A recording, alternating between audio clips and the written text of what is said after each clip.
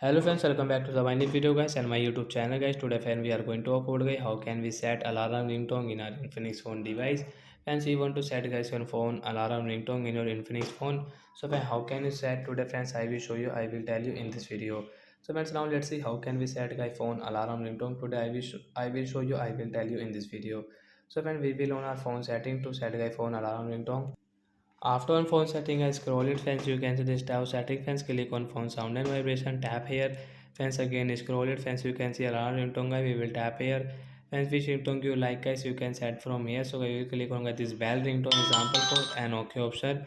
Friends, you can see alarm ringtone will set into bell and guys you can decrease and increase guys your alarm volume from here guys.